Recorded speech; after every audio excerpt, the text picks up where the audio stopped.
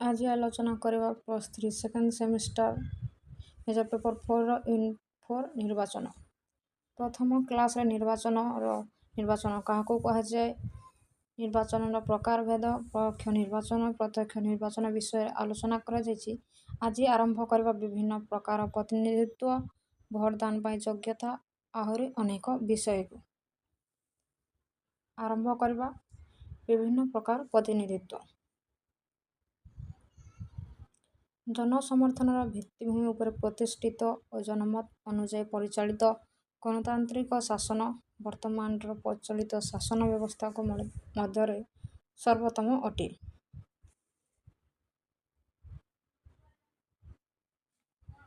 କିନ୍ତୁ ରାଷ୍ଟ୍ରର ଜନସଂଖ୍ୟା, କାର୍ଯ୍ୟ ପରିସର ବୃଦ୍ଧି ହେତୁ ପ୍ରତ୍ୟକ୍ଷ ଗଣତନ୍ତ୍ର ପରୋକ୍ଷ ଗଣତନ୍ତ୍ରରେ ରୂପାନ୍ତରିତ ହୋଇଅଛି। ଲୋକମାନେ ସେମାନଙ୍କର ନିର୍ବାଚିତ ପ୍ରତିନିଧିମାନଙ୍କ ମାଧ୍ୟମରେ ଶାସନ ପ୍ରକ୍ରିୟାରେ ଅଂଶଗ୍ରହଣ କରୁଛନ୍ତି। ଏଣୁ ବର୍ତ୍ତମାନର ଗଣତନ୍ତ୍ରକୁ ପ୍ରତିନିଧିମୂଳକ ଗଣତନ୍ତ୍ର ବୋଲି କୁହାଯାଇଥାଏ। ଏହି ପ୍ରତିନିଧିମୂଳକ ବ୍ୟବସ୍ଥା ଯେତିକି ମୁକ୍ତ ଓ ଦାୟିତ୍ୱଶୀଳ ହେବ, ଗଣତନ୍ତ୍ରର ସଫଳତା ମାତ୍ର ସେତିକି ବୃଦ୍ଧି ପାଇବ। ପ୍ରତ୍ୟକ୍ଷ ଓ ପରୋକ୍ଷ ପ୍ରତିନିଧିତ୍ୱ। ପ୍ରତ୍ୟକ୍ଷ ନିର୍ବାଚନରେ ଭୋଟଦାତାମାନେ ନିର୍ବାଚନରେ ପ୍ରତ୍ୟକ୍ଷ ଭାବେ ଅଂଶଗ୍ରହଣ କରି ସେମାନଙ୍କ ପ୍ରତିନିଧି ନିର୍ବାଚନ କରନ୍ତି, କିନ୍ତୁ ପରୋକ୍ଷ ନିର୍ବାଚନରେ ଭୋଟଦାତାମାନେ ସେମାନଙ୍କ ନିର୍ବାଚିତ ପ୍ରତିନିଧିମାନଙ୍କୁ ନେଇ ଗଠିତ ନିର୍ବାଚକ ମଣ୍ଡଳୀ ମାଧ୍ୟମରେ ପ୍ରତିନିଧି ନିର୍ବାଚନ କରନ୍ତି। ପ୍ରତ୍ୟକ୍ଷ ନିର୍ବାଚନ ଅଧିକ ଗଣତାନ୍ତ୍ରିକ, ଯେଉଁଥିରେ ରାଜନୈତିକ ଚେତନାର ଅଭିବୃଦ୍ଧି ହୋଇଥାଏ। କ୍ଷେତ୍ରୀୟ ବା ଆଞ୍ଚଳିକ ପ୍ରତିନିଧିତ୍ୱ। ଏହି ବହୁଳ ପ୍ରୟୋଗ ବ୍ୟବସ୍ଥାରେ ସମଗ୍ର ଦେଶକୁ ଭୂଖଣ୍ଡ ଭିତ୍ତିରେ କେତେକ ନିର୍ବାଚନ ମଣ୍ଡଳୀରେ ବିଭକ୍ତ କରାଯାଇ ପ୍ରତ୍ୟେକ ନିର୍ବାଚନ ମଣ୍ଡଳୀକୁ ଏକ ବା ଏକାଧିକ ପ୍ରତିନିଧି ନିର୍ବାଚନର ବ୍ୟବସ୍ଥା ରଖାଯାଇଥାଏ। ଜନସଂଖ୍ୟା ଭିତ୍ତିରେ ନିର୍ବାଚନ ମଣ୍ଡଳୀର ସୀମା ନିର୍ଦ୍ଧାରଣ କରାଯାଏ। ଏହି ବ୍ୟବସ୍ଥାରେ ନିର୍ବାଚିତ ପ୍ରତିନିଧି ଓ ଭୋଟଦାତାଙ୍କ ମଧ୍ୟରେ ଉତ୍ତମ ସମ୍ପର୍କ ପ୍ରତିଷ୍ଠା ହୋଇଥାଏ ଓ ସରକାର ଦୃଢ଼ ତଥା ସ୍ଥିର ହୋଇପାରିଥାଏ। ସମାନୁପାତିକ ପ୍ରତିନିଧିତ୍ୱ।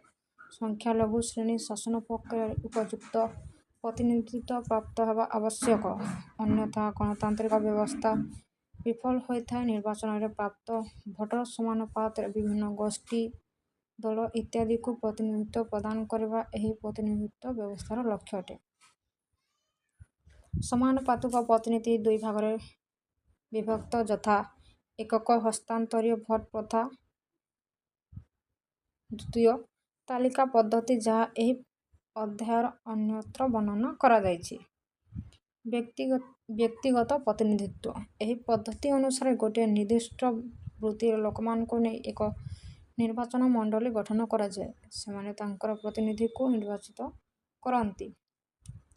ଏହାଦ୍ୱାରା ଜନସାଧାରଣଙ୍କ ଅର୍ଥନୈତିକ ସ୍ୱାର୍ଥ ଠିକ୍ ଭାବରେ ପ୍ରତିନିଧିତ୍ୱ କରାଯାଇପାରେ। ଏହି ପଦ୍ଧତି ଅନୁସୃତ ହେଲେ ଶିକ୍ଷକ, ଡାକ୍ତର, ଓକିଲ ଇତ୍ୟାଦିଙ୍କ ପାଇଁ ସ୍ୱତନ୍ତ୍ର ନିର୍ବାଚନ ମଣ୍ଡଳୀମାନ ଗଠନ କରାଯାଇ ନିର୍ବାଚନ କରାଯାଇଥାଏ। କିନ୍ତୁ ଏହାଦ୍ୱାରା ବିଭିନ୍ନ ବ୍ୟକ୍ତିଗତ ଗୋଷ୍ଠୀ ମଧ୍ୟରେ ସଂଘର୍ଷ ଉପୁଜି ରାଷ୍ଟ୍ରୀୟ ସଂହତିରେ ବାଧା ସୃଷ୍ଟି ହେବାର ସମ୍ଭାବନା ଥିବାରୁ ଏହି ପ୍ରତିନିଧିତ୍ୱ ବ୍ୟବସ୍ଥା ପରିବର୍ତ୍ତେ ଆଞ୍ଚଳିକ ପ୍ରତିନିଧିତ୍ୱ ନୀତି ଅନୁସୃତ ହୋଇଅଛି। ସାମ୍ପ୍ରଦାୟିକ ପ୍ରତିନିଧିତ୍ୱ। ସଂଖ୍ୟାଲଘୁ ସମ୍ପ୍ରଦାୟ ଯଥା ଖ୍ରୀଷ୍ଟିଆନ, ଶିଖ, ମୁସଲମାନ, ଆଦିବାସୀ, ହରିଜନ ଆଦିଙ୍କ ନିମନ୍ତେ ସ୍ୱତନ୍ତ୍ର ନିର୍ବାଚନ ମଣ୍ଡଳୀ ସ୍ଥାପନ କରାଯାଇଥାଏ। ଅନ୍ୟ କେତେକ କ୍ଷେତ୍ରରେ ଯୁଗ୍ମ ନିର୍ବାଚନ ମଣ୍ଡଳୀରେ ଏହି ଗୋଷ୍ଠୀ ପାଇଁ ସ୍ଥାନ ସଂରକ୍ଷିତ ରହିଥାଏ, ଫଳରେ ଏହି ଶ୍ରେଣୀ ନିଶ୍ଚିତ ପ୍ରତିନିଧିତ୍ୱର ସୁଯୋଗ ପାଇଥାଏ। ଭୋଟଦାନ ପାଇଁ ଯୋଗ୍ୟତା। ଭୋଟଦାନ ଅଧିକାର ଅପପ୍ରୟୋଗକୁ ନିୟନ୍ତ୍ରିତ କରିବା ପାଇଁ ଭୋଟର ଯୋଗ୍ୟତା ନିର୍ଦ୍ଧାରଣ ହେବା ଉଚିତ ବୋଲି ବିଚାର କରାଯାଏ। ବିଭିନ୍ନ ସମୟରେ ଭୋଟରମାନଙ୍କ ପାଇଁ ବିଭିନ୍ନ ଯୋଗ୍ୟତା ସ୍ଥିର ହୋଇଛି। ଶିକ୍ଷାଗତ ଯୋଗ୍ୟତା। ଗଣତନ୍ତ୍ରରେ ସଫଳତା ପାଇଁ ଶିକ୍ଷା ଏକ ମାନଦଣ୍ଡ। ଏଣୁ ଭୋଟରମାନଙ୍କ ପାଇଁ ଏକ ନିର୍ଦ୍ଦିଷ୍ଟ ଶିକ୍ଷାଗତ ଯୋଗ୍ୟତା ରହିବା ଦରକାର। ବୃତ୍ତିଗତ ଯୋଗ୍ୟତା। ଗଣତନ୍ତ୍ରକୁ ସାର୍ବଜନୀନ ଶାସନରେ ପରିଣତ କରିବାକୁ ଓ ସମସ୍ତ ସ୍ୱାର୍ଥର ରକ୍ଷାକାରୀ ଭାବେ ପ୍ରମାଣିତ କରିବାକୁ ବୃତ୍ତିଗତ ପ୍ରତିନିଧିତ୍ୱ ପାଇଁ ଦାବୀ ହୋଇ ଆସୁଛି। ଆଞ୍ଚଳିକ ନିର୍ବାଚନ ମଣ୍ଡଳୀ ପରିବର୍ତ୍ତେ ବୃତ୍ତିଗତ ନିର୍ବାଚନ ମଣ୍ଡଳୀ ସୃଷ୍ଟି ଉପରେ ଗୁରୁତ୍ୱ ଦିଆଯାଇଛି। ବୟସଗତ ଯୋଗ୍ୟତା ଜଣେ ଭୋଟରଙ୍କ ପାଇଁ ନିର୍ଦ୍ଦିଷ୍ଟ ବୟସ ନିରୂପିତ ହେବା ଦରକାର। ଭାରତରେ ଜଣେ ଭୋଟରଙ୍କ ପାଇଁ ସର୍ବନିମ୍ନ 18 ବର୍ଷ ନିର୍ଦ୍ଧାରିତ ହୋଇଛି। ସେହିପରି ଇଂଲଣ୍ଡ, ଆମେରିକା, ସୋଭିଏତ ରୁଷ ପରି ଦେଶରେ ଏହି ବୟସ ସୀମା 18 ବର୍ଷ, ସୁଇଜରଲ୍ୟାଣ୍ଡରେ 20 ବର୍ଷ ଓ ମାଲେସିଆରେ ଏହା 16 ବର୍ଷ। ଲିଙ୍ଗଗତ ଯୋଗ୍ୟତା ନାରୀ ଓ ପୁରୁଷ ଭେଦରେ ଭୋଟ ଅଧିକାର ବ୍ୟବହାର ହେବା ଉଚିତ ବୋଲି କେତେକ ରାଷ୍ଟ୍ରରେ ବିଚାର କରାଯାଏ। ନାରୀମାନଙ୍କୁ ଘରର ଚାରିକାନ୍ଥ ମଧ୍ୟରେ ଆବଦ୍ଧ କରି ରଖିବା, ସେମାନଙ୍କୁ ସନ୍ତାନ ଉତ୍ପାଦନ ପାଇଁ ଏକ କାରଖାନାରେ ପରିଣତ କରିବା ସେମାନଙ୍କ ଉଦ୍ଦେଶ୍ୟ। ଆମେରିକାରେ 1919 ମସିହା ପର୍ଯ୍ୟନ୍ତ, ଇଂଲଣ୍ଡରେ 1928 ମସିହା ପର୍ଯ୍ୟନ୍ତ ଓ ସୁଇଜରଲ୍ୟାଣ୍ଡରେ 1971 ମସିହା ପର୍ଯ୍ୟନ୍ତ ନାରୀମାନେ ଭୋଟଦାନରୁ ବଞ୍ଚିତ ହୋଇଥିଲେ। ବର୍ତ୍ତମାନ ପ୍ରାୟ କୌଣସି ରାଷ୍ଟ୍ରରେ ନାରୀମାନଙ୍କୁ ଭୋଟ ଅଧିକାରରୁ ବଞ୍ଚିତ କରାଯାଇନାହିଁ। ଅଧିବାସ ଯୋଗ୍ୟତା ଭୋଟଦାନ ନିମନ୍ତେ ଅଧିବାସ ବା ବାସସ୍ଥାନକୁ ଏକ ଯୋଗ୍ୟତା ରୂପେ ମଧ୍ୟ ଗ୍ରହଣ କରାଯାଏ। ସାଧାରଣତଃ ଗୋଟିଏ ଅଞ୍ଚଳ ବା ନିର୍ବାଚନ ମଣ୍ଡଳୀରେ ବାସିନ୍ଦା ହୋଇନଥିବା ବ୍ୟକ୍ତି ସେହି ସ୍ଥାନରେ ଭୋଟ ଦାନ କରିପାରନ୍ତି ନାହିଁ, କାରଣ ଏହା ପରିଚୟ ସଙ୍କଟ ଜନିତ ଭୋଟ ସନ୍ତୁଳନକୁ ବିଗାଡ଼ି ଦେଇପାରେ। ଭୋଟଦାନ ଅଧିକାର ନାଗରିକତ୍ୱର ଲକ୍ଷଣ। ତେବେ ବିଦେଶୀମାନେ ଭୋଟଦାନ ଅଧିକାରରୁ ବଞ୍ଚିତ ହୋଇଥାନ୍ତି। ପ୍ରତ୍ୟେକ ଦେଶରେ ଅପରାଧୀ, ବିକୃତ ମସ୍ତିଷ୍କ, ଦେବାଳିଆମାନଙ୍କୁ ଭୋଟ ଅଧିକାର ଦିଆଯାଇ ନଥାଏ। କଠିନ ରୋଗରେ ପୀଡ଼ିତ ବ୍ୟକ୍ତିଙ୍କୁ ମଧ୍ୟ ଏଥିରୁ ବଞ୍ଚିତ କରାଯାଇଥାଏ। ନିର୍ବାଚନ ବା ଭୋଟଦାନ ପଦ୍ଧତି। ନିର୍ବାଚନ ପଦ୍ଧତି ହେଉଛି ଭୋଟଦାନ ପଦ୍ଧତି। ଏହା ହେଉଛି କେତେକ ନିୟମର ସମାହାର ଯାହା ନିର୍ଦ୍ଧାରିତ କରେ ନିର୍ବାଚନଗୁଡ଼ିକ କିପରି ପରିଚାଳିତ ହେବ ଏବଂ ସେଗୁଡ଼ିକର ଫଳାଫଳ କିପରି ନିର୍ଣ୍ଣୟ କରାଯିବ। ପ୍ରତିନିଧିତ୍ୱ ସହିତ ନିର୍ବାଚନ ପଦ୍ଧତି ଜଡ଼ିତ। ନାଗରିକମାନେ ସେମାନଙ୍କ ଭୋଟ ଅଧିକାରକୁ ବିଭିନ୍ନ ପ୍ରକାରରେ ବ୍ୟବହାର କରନ୍ତି। ବହୁ ଭୋଟ ବ୍ୟବସ୍ଥା। ସାମ୍ପ୍ରତିକ ସମାଜରେ ଜଣେ ବ୍ୟକ୍ତି ଖଣ୍ଡେ ଭୋଟ ନିୟମ ପ୍ରଚଳିତ। ଅତୀତରେ କେତେକ ରାଷ୍ଟ୍ର ଜଣେ ନାଗରିକକୁ ବହୁଗୁଡ଼ିଏ ଭୋଟ ଅଧିକାର ପ୍ରଦାନ କରିଥିବା ଦେଖାଯାଏ। ଏଥିରେ ନାଗରିକଙ୍କର ଶିକ୍ଷାଗତ ଯୋଗ୍ୟତା, ବୈଧିକ ସଚେତନତା ଓ ସମ୍ପତ୍ତିଗତ ସାମର୍ଥ୍ୟ ପ୍ରାଧାନ୍ୟ ଲାଭ କରେ। ଏହାଦ୍ୱାରା ରାଜନୀତିକ ବୈଷମ୍ୟ ସୃଷ୍ଟି ହେବାର ଏକ ପ୍ରକାର ବ୍ୟବସ୍ଥାକୁ ବାତିଲ କରିଦିଆଯାଇଛି। ମୁକ୍ତ ଭୋଟ। ଜନ୍ ଷ୍ଟୁଆର୍ଟ ମିଲ୍ ଏବଂ ମଣ୍ଟେସ୍କ୍ୟୁ ପ୍ରଭୃତ ଦାର୍ଶନିକମାନେ ମୁକ୍ତ ଭୋଟ ସପକ୍ଷରେ ମତ ଦିଅନ୍ତି। ସେମାନଙ୍କ ମତରେ ମୁକ୍ତ ଭୋଟ ବ୍ୟବସ୍ଥା ନାଗରିକମାନଙ୍କୁ ନିର୍ଭୟ ଦୃଢ଼ କରେ। ଭୋଟରେ ଲାଞ୍ଚ ଓ ମିଛ, ଦୁର୍ନୀତି, ବିଳାପିତ ତୋଷଣ ଓ ଭୟର ପ୍ରଭାବ ଯେପରି ନ ରହେ, ତାହା ମୁକ୍ତ ଭୋଟ ଦ୍ୱାରା ହିଁ ସମ୍ଭବ। ଡେନମାର୍କରେ ଏହି ବ୍ୟବସ୍ଥା ପ୍ରଚଳିତ ଥିଲା। ଗୁପ୍ତ ଭୋଟ। ଗୁପ୍ତ ଭୋଟ ବର୍ତ୍ତମାନ ପ୍ରାୟ ପ୍ରତ୍ୟେକ ରାଷ୍ଟ୍ରରେ ବ୍ୟବହୃତ ହେଉଛି। ନିଜର ବିବେକ ଅନୁସାରେ ତଥା କୌଣସି ଲୋଭ ଓ ଭୟର ବଶବର୍ତ୍ତୀ ନ ହୋଇ ବ୍ୟକ୍ତି ଏହି ବ୍ୟବସ୍ଥା ଦ୍ୱାରା ନିଜର ଭୋଟ ଅଧିକାର ସାବ୍ୟସ୍ତ କରି। ସୀମିତ ଭୋଟ। ଏହି ବ୍ୟବସ୍ଥା ଏକାଧିକ ପ୍ରତିନିଧି ବାଛୁଥିବା ନିର୍ବାଚନ ମଣ୍ଡଳୀରେ ଦେଖିବାକୁ ମିଳେ। ଏହି ବ୍ୟବସ୍ଥାରେ ଜଣେ ଭୋଟର ଏକାଧିକ ଭୋଟ ଅଧିକାର ବ୍ୟବହାର କରେ, କିନ୍ତୁ ତାହାକୁ ସୀମିତ କରାଯାଇଥାଏ। କ୍ରମବର୍ଦ୍ଧିଷ୍ଣୁ ବା ପୌନଃପୁନିକ ଭୋଟ। ଏହା ଏକାଧିକ ପ୍ରତିନିଧି ବଛାଯାଇଥିବା ନିର୍ବାଚନ ମଣ୍ଡଳୀ ପାଇଁ ପ୍ରଯୁଜ୍ୟ। ଏହି ବ୍ୟବସ୍ଥା ଅନୁସାରେ ନିର୍ବାଚନ ମଣ୍ଡଳୀରେ ନିର୍ବାଚିତ ହେବାକୁ ଥିବା ପ୍ରତିନିଧି ସଂଖ୍ୟା ସହିତ ପ୍ରତ୍ୟେକ ଭୋଟର ସଂଖ୍ୟା ଅଧିକାର ସଂଖ୍ୟାକୁ ସମାନ କରାଯାଇଥାଏ। ଅର୍ଥାତ୍ 6 ଜଣ ପ୍ରତିନିଧି ନିର୍ବାଚିତ ହେବାକୁ ଥିଲେ ପ୍ରତ୍ୟେକ ଭୋଟରଙ୍କୁ 6 ଗୋଟି ଭୋଟ ଅଧିକାର ମିଳେ। ମାତ୍ର ସେହି ଭୋଟରଗୁଡ଼ିକ ସେ ଭିନ୍ନ ଭିନ୍ନ ପ୍ରାର୍ଥୀଙ୍କୁ ନ ଦେଇ ଜଣେ ବା 2 ଜଣ ପ୍ରାର୍ଥୀଙ୍କୁ ଦେଇପାରିବେ।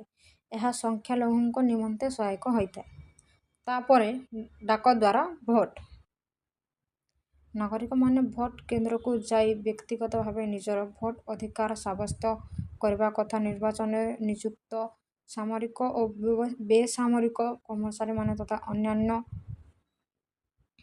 କର୍ମଚାରୀମାନେ ଆଇନ ଅନୁମୋଦିତ କାରଣ ଯୋଗୁଁ ଭୋଟ କେନ୍ଦ୍ରକୁ ନ ଯାଇ ଡାକଦ୍ୱାରା ସେମାନଙ୍କ ଭୋଟ ଅଧିକାର ସାବ୍ୟସ୍ତ କରିବା ପାଇଁ ଆଇନଗତ ବ୍ୟବସ୍ଥା ରହିଛି।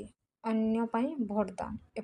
ଏପରି କେତେକ ରାଷ୍ଟ୍ର ଅଛି ଯେଉଁଠାରେ ଜଣେ ବ୍ୟକ୍ତି ଅନ୍ୟ ଜଣଙ୍କ ପାଇଁ ଭୋଟ ଦେବାର ଆଇନଗତ ବ୍ୟବସ୍ଥା ରହିଛି। ଭାରତରେ ଅନ୍ଧ, ଶାରୀରିକ ଅକ୍ଷମ, ବାର୍ଦ୍ଧକ୍ୟ ଜନିତ କାରଣରୁ ଭୋଟ ଦେବାକୁ ଅକ୍ଷମ ବ୍ୟକ୍ତିମାନଙ୍କ ଅନୁପସ୍ଥିତିରେ ତାଙ୍କ ତରଫରୁ ଅନ୍ୟ ଜଣେ ତାଙ୍କ ପାଇଁ ଭୋଟ ଦେବାର ବ୍ୟବସ୍ଥା କରାଯାଇଛି।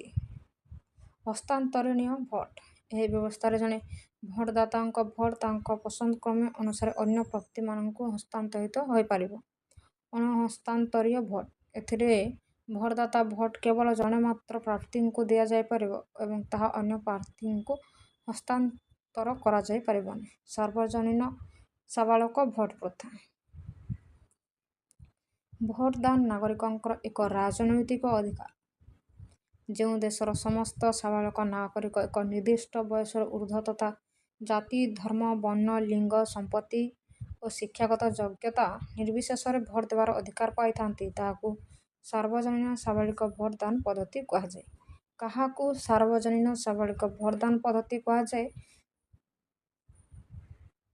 ଯେଉଁ ଦେଶର ସମସ୍ତ ସାବାଳକ ନାଗରିକ ଏକ ନିର୍ଦ୍ଦିଷ୍ଟ ବୟସର ଊର୍ଦ୍ଧ୍ୱ ତଥା ଜାତି, ଧର୍ମ, ବର୍ଣ୍ଣ, ଲିଙ୍ଗ, ସମ୍ପତ୍ତି ଓ ଶିକ୍ଷାଗତ ଯୋଗ୍ୟତା ନିର୍ବିଶେଷରେ ଭୋଟ ଦେବା ଅଧିକାର ପାଇଥାନ୍ତି, ତାହାକୁ ସାର୍ବଜନୀନ ସାବାଳକ ଭୋଟଦାନ ପ୍ରଥା ବା ପଦ୍ଧତି କୁହାଯାଏ।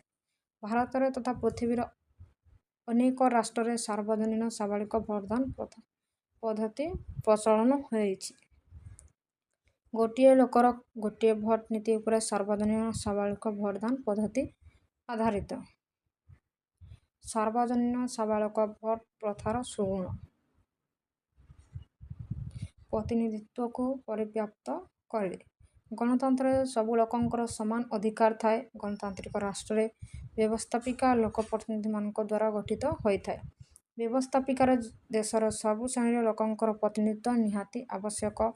ଏହା କାର୍ଯ୍ୟରେ ପରିଣତ କରିବାକୁ ହେଲେ ସାର୍ବଜନୀନ ସାବାଳକ ମତଦାନ ପଦ୍ଧତି ସବୁଠାରୁ ଆବଶ୍ୟକୀୟ ବା ଗ୍ରହଣଯୋଗ୍ୟ। ଏହି ପ୍ରଥାର ପ୍ରଚଳନ ହେଲେ ବିଧାନମଣ୍ଡଳୀରେ ସବୁ ଶ୍ରେଣୀର ପ୍ରାଧାନ୍ୟ ରହିବ। ଯଦି କୌଣସି ଶ୍ରେଣୀ ବା ଗୋଷ୍ଠୀ ଭୋଟଦାନରୁ ବଞ୍ଚିତ ହୁଅନ୍ତି, ସେମାନଙ୍କ ସ୍ୱାର୍ଥ ବିଧାନମଣ୍ଡଳରେ ପୂର୍ଣ୍ଣ ପ୍ରତିଫଳିତ ହୋଇପାରେ ନାହିଁ। ସଂଘର୍ଷ ହ୍ରାସ ହୁଏ। ସାର୍ବଜନୀନ ସାବାଳକ ଭୋଟ ଦାନ ପ୍ରଥା ପ୍ରଚଳନ କରାଗଲେ ଶ୍ରେଣୀଗତ ବିଦ୍ୱେଷ ବା ସଂଘର୍ଷ ହ୍ରାସ ହୁଏ। ଯଦି ଭୋଟଦାନ ଅଧିକାର ସୀମିତ ହୁଏ, ତେବେ ଦେଶର ସଂଖ୍ୟାଗରିଷ୍ଠ ନାଗରିକଙ୍କର କେନ୍ଦ୍ର ବିଧାନମଣ୍ଡଳୀରେ ପ୍ରତିନିଧିତ୍ୱ ରହେ ନାହିଁ।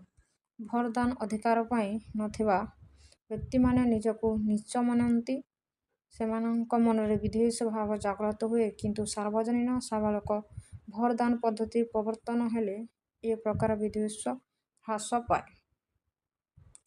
ଆତ୍ମବିଶ୍ୱାସ ବୃଦ୍ଧି କରେ। ସାର୍ବଜନୀନ ସାବାଳକ ମତଦାନ ପଦ୍ଧତି ପ୍ରଚଳନ ହେଲେ ଦେଶର ସମସ୍ତ ସାବାଳକ ନାଗରିକ ଭୋଟଦାନ କରିପାରନ୍ତି। ଏହା ଫଳରେ ସେମାନେ ନିଜକୁ ଗୌରବାନ୍ୱିତ ମନେ କରନ୍ତି, ସେମାନଙ୍କର ଆତ୍ମବିଶ୍ୱାସ ଓ ଗୁରୁତ୍ୱ ବଢ଼େ, ସେମାନଙ୍କ ମଧ୍ୟ ରାଜନୈତିକ ଚେତନା ବୃଦ୍ଧି ହୋଇଥାଏ, ରାଜନୈତିକ ସମତା ପ୍ରତିଷ୍ଠା କରାଏ। ସାର୍ବଜନୀନ ସାବାଳକ ମତଦାନ ପଦ୍ଧତି ରାଜନୈତିକ ସମତା ପ୍ରତିଷ୍ଠା କରେ। ରାଜନୈତିକ ସମତା ଗଣତନ୍ତ୍ର ଶାସନର ଏକ ପ୍ରୟୋଜନୀୟ ବ୍ୟବସ୍ଥା। ଏହା ଦ୍ୱାରା ଗଣତନ୍ତ୍ରର ଉପାଦେୟତା କ୍ରମେ କ୍ରମେ ବୃଦ୍ଧି ହୋଇଥାଏ। ସାର୍ବଜନୀନ ସାବାଳକ ଭୋଟ ପ୍ରଥାର ଦୁର୍ଗୁଣ। ଅଯୋଗ୍ୟ ବ୍ୟକ୍ତିଙ୍କ ହାତରେ କ୍ଷମତା। ସାର୍ବଜନୀନ ସାବାଳକ ମତଦାନ ପଦ୍ଧତିର ପ୍ରଚଳନ ହେଲେ କ୍ଷମତା ଅଯୋଗ୍ୟ, ଅଶିକ୍ଷିତ, ଅପାରଗ ବ୍ୟକ୍ତିଙ୍କ ପାଖକୁ ଚାଲିଯାଏ। ଦେଶର ସଂଖ୍ୟାଗରିଷ୍ଠ ଲୋକ ବାସ୍ତବ ଅର୍ଥରେ ଶିକ୍ଷିତ ନୁହନ୍ତି। ଏହି ପ୍ରକାର ଭୋଟଦାତାମାନେ ରାଜନୈତିକ ପ୍ରକୃତ ଆଭିମୁଖ୍ୟକୁ ଭଲ ଭାବରେ ଅନୁଧ୍ୟାନ କରିପାରନ୍ତି ନାହିଁ। ତେଣୁ ଅଧିକାଂଶ ବେଳେ ସେମାନେ ରାଜନୀତିଜ୍ଞମାନଙ୍କର ମିଥ୍ୟା ପ୍ରତିଶ୍ରୁତିରେ ଭୁଲିଯାଇ ଧର୍ମ, ଭାଷା, ଜାତିଆଣ ଦୃଷ୍ଟିକୋଣରୁ ମତଦାନ କରନ୍ତି। ଏହା ଫଳରେ ଯୋଗ୍ୟ ପ୍ରତିନିଧିମାନେ ନିର୍ବାଚିତ ହୋଇପାରନ୍ତି ନାହିଁ। ଧନିକମାନଙ୍କର ନିର୍ବାଚନ। ସାବାଳକ ଭୋଟ ପ୍ରଥା ଦ୍ୱାରା ଭୋଟରଙ୍କ ଶିକ୍ଷା ବୃଦ୍ଧି ପାଇଥାଏ। ସେମାନଙ୍କ ନିକଟରେ ପହଞ୍ଚିଥିବା ଏକ ବ୍ୟବସାୟ ବ୍ୟାପାର। ନିର୍ବାଚନରେ ପ୍ରାର୍ଥୀମାନଙ୍କୁ ବହୁ ଖର୍ଚ୍ଚ କରିବାକୁ ପଡ଼େ। ଧନିକ ବ୍ୟତୀତ ଆଉ କେହି ନିର୍ବାଚନରେ ପ୍ରାର୍ଥୀ ହୋଇ ନିର୍ବାଚିତ ହେବା କଷ୍ଟକର। ଦାୟିତ୍ୱହୀନ ଭୋଟଦାନ। ସମସ୍ତ ପ୍ରାପ୍ତବୟସ୍କ ଲୋକଙ୍କୁ ଭୋଟ ଦାନ କ୍ଷମତା ଦେଲେ ଅଧିକାଂଶ ଭୋଟର ନିଜ ଦାୟିତ୍ୱ ଉପଲବ୍ଧି କରିନପାରି ଦାୟିତ୍ୱହୀନ ଭାବେ ଅର୍ଥ ନେଇ ବା ସଂକୀର୍ଣ୍ଣ ସ୍ୱାର୍ଥ ସାଧନ କରି ପ୍ରାର୍ଥୀମାନଙ୍କୁ ଭୋଟ ଦିଅନ୍ତି। ଭାରତରେ ଯେଉଁ ରାଜନୈତିକ ଅସ୍ଥିରତା ଦେଖାଯାଇଛି, ତାହା ଏହି ଦାୟିତ୍ୱହୀନ ଭୋଟଦାନର ଫଳ। ନିର୍ବାଚନ ମଣ୍ଡଳୀର ଅତିରିକ୍ତ ପରିବ୍ୟାପ୍ତି। ସାର୍ବଜନୀନ ସାବାଳକ ଭୋଟଦାନ ପ୍ରଥାର ପ୍ରଚଳନ ହେଲେ ଭୋଟଦାତାଙ୍କ ସଂଖ୍ୟା ବହୁତ ବଢ଼ିଯିବ ଓ ନିର୍ବାଚନ ମଣ୍ଡଳୀର ପରିସର ଅତ୍ୟନ୍ତ ପରିବ୍ୟାପ୍ତ ହେବ। ଫଳରେ ଭୋଟଦାତା ସେମାନଙ୍କ ନିର୍ବାଚିତ ପ୍ରତିନିଧିଙ୍କ ମଧ୍ୟରେ ଘନିଷ୍ଠ ସମ୍ପର୍କ ପ୍ରତିଷ୍ଠା ହୋଇପାରିବ ନାହିଁ। ଭୋଟରମାନେ ପ୍ରାର୍ଥୀଙ୍କର ଯୋଗ୍ୟତା ସମ୍ବନ୍ଧରେ ଅବଗତ ନ ହୋଇ ପାରିବା ହେତୁ ଯୋଗ୍ୟ ପ୍ରାର୍ଥୀ କ୍ଷତିରେ ପଡ଼ିବେ। ସାବାଳକ ଭୋଟ ପ୍ରଥାର ଯେତେ ଦୋଷ ଥିଲେ ମଧ୍ୟ ଏହା ସର୍ବତ୍ର ପ୍ରଚଳିତ। ରାଜନୈତିକ ସମତା ଗଣତନ୍ତ୍ରର ମୂଳମନ୍ତ୍ର। ରାଜନୈତିକ ସମତା ଅର୍ଥନୈତିକ ସମତା ବା ସାଂସ୍କୃତିକ ସମତା ହାସଲ କରାଇବ। ସାବାଳକ ଭୋଟ ପ୍ରଥା ଦ୍ୱାରା ରାଜନୈତିକ ସମତା, ଚେତନା, ଶିକ୍ଷା ଏ ତିନିଗୋଟି ମୌଳିକ ଜ୍ଞାନ ଲାଭ ହୋଇଥାଏ। ଅବଶ୍ୟ ଶିକ୍ଷାର ପ୍ରସାର ହେଲେ ସାବାଳକ ଭୋଟ ପ୍ରଥା ଉତ୍ତମ ରୂପେ କାର୍ଯ୍ୟକାରୀ ହୋଇପାରିବ। ସମାନୁପାତିକ ପ୍ରତିନିଧିତ୍ୱ ପଦ୍ଧତି। ଗଣତନ୍ତ୍ରକୁ ସଫଳ କରିବା ଓ ପ୍ରତିନିଧିତ୍ୱ ପ୍ରଣାଳୀକୁ ନ୍ୟାୟପୂର୍ଣ୍ଣ କରିବା ପାଇଁ ସମାନୁପାତିକ ପ୍ରତିନିଧିତ୍ୱ ଏକ ଉଚିତ ପଦକ୍ଷେପ। ଏହାଦ୍ୱାରା ସଂଖ୍ୟାଲଘୁମାନେ ପ୍ରତିନିଧିତ୍ୱ କରିବାର ସୁଯୋଗ ଲାଭ କରନ୍ତି। ଏହି ସମାନୁପାତିକ ପଦ୍ଧତିକୁ ଦୁଇ ଭାଗରେ ବିଭକ୍ତ କରାଯାଏ, ଯଥା ହାରେ ପଦ୍ଧତି ଓ ତାଲିକା ପଦ୍ଧତି। ହାରେ ପଦ୍ଧତି। ଏହି ପଦ୍ଧତି ଏକକ ହସ୍ତାନ୍ତରଣୀୟ ଭୋଟ ବ୍ୟବସ୍ଥା ବୋଲି କୁହାଯାଏ। ଇଂଲଣ୍ଡର ଥମାସ ହାରେ ଏହି ବ୍ୟବସ୍ଥା ସମ୍ପର୍କରେ ଏକ ସୁଚିନ୍ତିତ ମତ ପ୍ରଦାନ କରିଥିଲେ। ଏଣୁ ତାଙ୍କ ନାମ ଅନୁସାରେ ଏହାକୁ ହାରେ ପଦ୍ଧତି କୁହାଯାଏ। ଏହି ବ୍ୟବସ୍ଥାରେ କେତେକ ଉପଯୋଗୀ ଉପାଦାନ ରହିଛି ପରେ ଡେନମାର୍କର କାର୍ଲ ଆଣ୍ଡ୍ରେ ସେହି ଧାରଣା ମଧ୍ୟ ଦେଇଥିଲେ। ଏକାଧିକ ପ୍ରତିନିଧିତ୍ୱ, ପ୍ରତ୍ୟେକ ଭୋଟରଙ୍କ ପାଇଁ ଗୋଟିଏ ଭୋଟ, ନିର୍ଦ୍ଦିଷ୍ଟ ସର୍ବନିମ୍ନ ଭୋଟ, ପସନ୍ଦ ସୂଚନା, ଭୋଟ ହସ୍ତାନ୍ତର ଯୋଗ୍ୟତା। ହାରେ ପଦ୍ଧତି ଅନୁସାରେ ନିର୍ବାଚନ ମଣ୍ଡଳୀଗୁଡ଼ିକ ପୁନର୍ଗଠିତ ହୋଇ ବହୁ ପ୍ରତିନିଧିତ୍ୱ ନିର୍ବାଚନ ମଣ୍ଡଳୀରେ ପରିଣତ ହେବ ଏବଂ ସର୍ବନିମ୍ନ 3 ଜଣ ପ୍ରାର୍ଥୀ ସେହି ନିର୍ବାଚନ ମଣ୍ଡଳୀରୁ ପ୍ରତିନିଧିତ୍ୱ କରିବାର ବ୍ୟବସ୍ଥା ହେବ। ଏକକ ପ୍ରତିନିଧି ନିର୍ବାଚନ ମଣ୍ଡଳୀ ହାରେ ପଦ୍ଧତି ପାଇଁ ଉପଯୁକ୍ତ ନୁହେଁ। ଆଇନ ଅନୁସାରେ ଯୋଗ୍ୟ ଭୋଟରମାନଙ୍କୁ ମାତ୍ର ଗୋଟିଏ ଭୋଟ ଅଧିକାର ମିଳିବ। ଏହା ଜଣେ ବ୍ୟକ୍ତି ଖଣ୍ଡେ ଭୋଟ ନୀତି ଦ୍ୱାରା ନିର୍ଦ୍ଧାରିତ ହେବ। ଭୋଟ ଗଣତି ହେବା ପୂର୍ବରୁ ଜଣେ ପ୍ରାର୍ଥୀ ନିର୍ବାଚିତ ହେବା ପାଇଁ ଯେଉଁ ନିର୍ଦ୍ଦିଷ୍ଟ ସର୍ବନିମ୍ନ ଭୋଟ ଆବଶ୍ୟକ କରିବେ ତାହା ସ୍ଥିର ହୁଏ।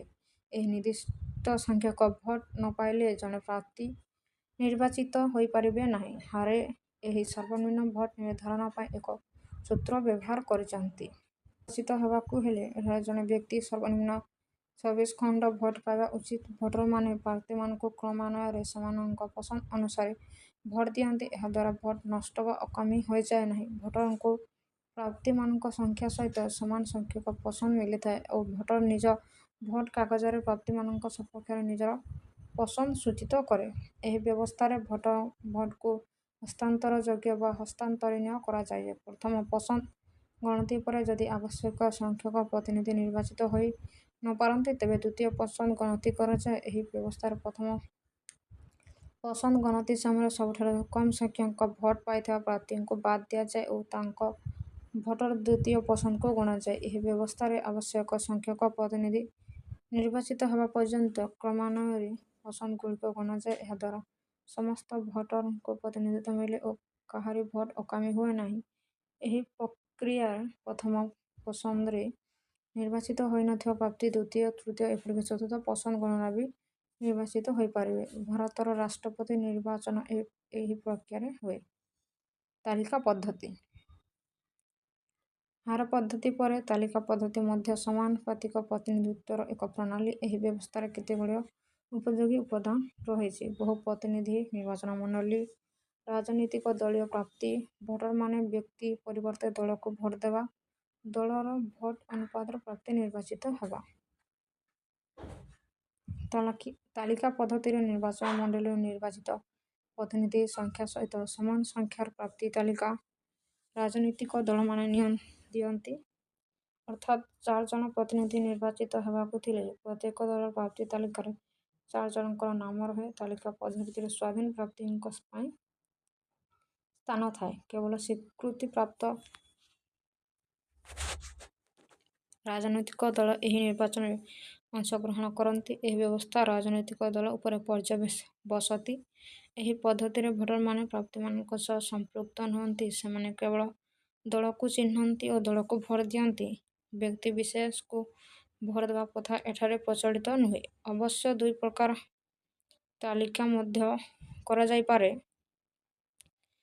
ଗୋଟିଏ ପ୍ରକାର ତାଲିକା ଅଙ୍ଗୀକୃତ। ଏଠାରେ ଦଳ ତାହାର ପସନ୍ଦ ଅନୁଯାୟୀ ପ୍ରାର୍ଥୀମାନଙ୍କର କ୍ରମ କରିଥାଏ ଓ ନିର୍ବାଚନରେ ଭୋଟର ଅନୁପାତ ହିସାବରେ ଦଳୀୟ ପ୍ରାର୍ଥୀ ନିର୍ବାଚିତ ହୁଅନ୍ତି। ଅନ୍ୟ ପ୍ରକାରଟି ହେଲା ମୁକ୍ତ ତାଲିକା। ଏଠାରେ ଦଳ ପ୍ରାର୍ଥୀ ଦେଇଥିଲେ ମଧ୍ୟ ଭୋଟରମାନେ ସେମାନଙ୍କ ଇଚ୍ଛା ଅନୁସାରେ ପ୍ରାର୍ଥୀଙ୍କୁ ପସନ୍ଦ କରନ୍ତି ଏବଂ ଭୋଟରମାନଙ୍କ ପସନ୍ଦ ଅନୁସାରେ ପ୍ରାର୍ଥୀମାନେ ନିର୍ବାଚିତ ହୁଅନ୍ତି।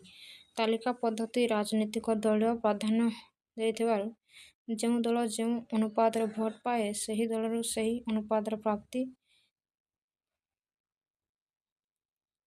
ନିର୍ବାଚିତ ହୁଅନ୍ତି। ଏଠାରେ ମଧ୍ୟ ନିର୍ଦ୍ଦିଷ୍ଟ ସର୍ବନିମ୍ନ ଭୋଟ ସଂଖ୍ୟା ସ୍ଥିର କରାଯାଏ। ଏହା ସ୍ଥିର କରିବାକୁ ହାରେ ପଦ୍ଧତି ସୂତ୍ର ଅନୁସୃତ ହୁଏ। ତାଲିକା ପଦ୍ଧତିରେ ସର୍ବାଧିକ ଶତାଂଶ ଲାଭ କରିଥିବା ଦଳ ଆବଶ୍ୟକ ସ୍ଥଳେ ଅଧିକ ଗୋଟିଏ ସଭ୍ୟ ନିର୍ବାଚନ କରିବାର ସୁଯୋଗ ପାଏ।